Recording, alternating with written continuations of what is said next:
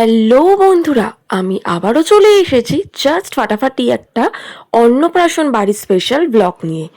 বিয়ে বাড়ি হোক বা অন্নপ্রাশন বাড়ি হোক বা জন্মদিন বাড়ি হোক, নিমন্ত্রণ পাওয়ার আমাদের কোনো শেষ নেই। আমি আর আমার বর দুজনে মিলে চলে গেছিলাম খুব মিষ্টি একটা পুচকুর মুখে ভাতের অনুষ্ঠানে। আমাদের দুজনেরই ভীষণ কাছের মানুষ সন্দীপন দা আর সঞ্চিতার মেয়ের মুখে ভাতের অনুষ্ঠান। আর এই মিষ্টি পুচকুর নামটাও কিন্তু ভীষণ ইউনিক, সন্দীভিয়া। ভীষণ মিষ্টি নামটা, কি বলো তোমরা? তো এত সুন্দর সামনের জায়গাটা ডেকোরেশন করেছে, যেটা তোমাদের সামনে শেয়ার করলাম। আর সামনেই কিন্তু গনু দাদা বসে আছে। যে কোনো শুভ অনুষ্ঠানেই গনুদাতা তো থাকবেই। এই দেখো, আমাদের পাশের ফ্ল্যাটের জেঠিমাও চলে এসেছেন, আমাদের আগেই ওরা চলে এসেছিল, তাই দেখেই আমরা একটুখানি গল্প করছিলাম। এখন কিন্তু আমরা মেন আজকের যে নায়িকা তার কাছে চলে এসেছি। দেখো কি মিষ্টি মুখটা, আর এত সুন্দর করে দুটো করে ঝুঁটি বেঁধেছে, দারুণ লাগছে। বাবার কোলে একদম মিষ্টি করে বসেছিল। আর এই অন্নপ্রাশন বাড়ি কিন্তু একটা ব্যাকগ্রাউন্ড মিউজিকও চলছিল, মানে গান বলা চলে।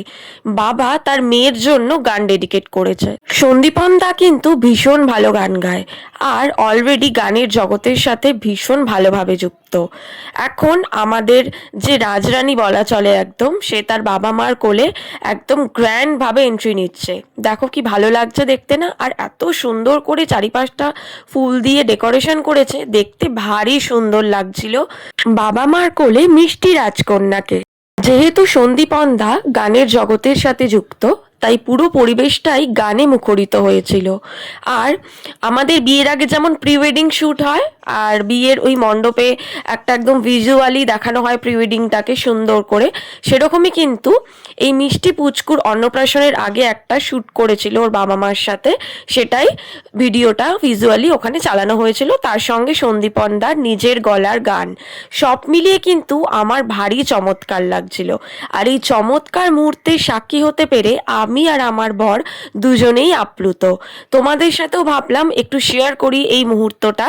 রাজকন্যার গ্র্যান্ড এন্ট্রি দেখে কিন্তু আমরা সোজা চলে এসেছিলাম মকটেল কাউন্টারে, কারণ এখানে স্টার্টার আইটেম শুরু হচ্ছে। মকটেল কাউন্টারে মকটেল খেতে খেতে চলে এসেছিলাম, ওই যে বললাম সন্দীপন দা যেহেতু গান বাজনার সঙ্গে যুক্ত, তাই ইন্ডিয়ান আইডলের সমস্ত পার্টিসিপেন্টরা এসেছিল। আরও নানান ধরনের গানের জগতের সাথে যুক্ত অনেকেই এসেছিলেন। দুর্দান্ত স্বাদের মকটেল খেতে খেতে তার সঙ্গেই অসাধারণ গলায় গাওয়া সুন্দর সুন্দর গান, আলাদাই লাগছিল। সবাই মিলে দারুণ এনজয় করেছি, আর চমৎকার চমৎকার গান শুনেছি।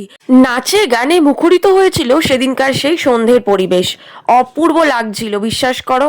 মানে যারা যারা আমরা ছিলাম প্রত্যেকে এত এনজয় করেছি, দারুণ দারুণ গান, তার সাথে দারুণ দারুণ মজাদার নাচ। যদিও ছোট্ট পুচকুর বোঝার মতো এখনো বয়স হয়নি, কিন্তু ও যখন বড় হয়ে দেখবে, আশা করি ও ভীষণ আনন্দ পাবে।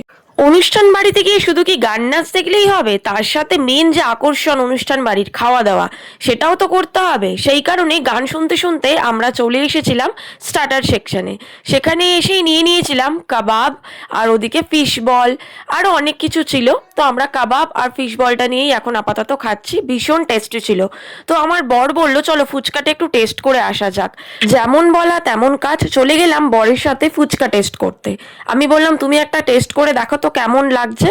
তো রীতিমতো মুখে একটা বাইট নিয়েই ফুচকার বললো যে দুর্দান্ত লাগছে। এবার আবারও চলে এলাম মকটেল কাউন্টারে, কারণ তখন গানের জন্য আরেকটা মকটেল টেস্ট করা হয়নি, যেটা আমরা প্রায় প্রত্যেকটা অনুষ্ঠান বাড়িতে গিয়ে টেস্ট করে থাকি। তো এখন সেটাই আমাদেরকে বানিয়ে দিচ্ছে, আর সেটা আমরা নেওয়ার জন্য দাঁড়িয়ে আছি। তো আমরা যেভাবে বলে দিয়েছিলাম, দিদি আর দাদা সেভাবেই কিন্তু বানিয়ে দিচ্ছিল।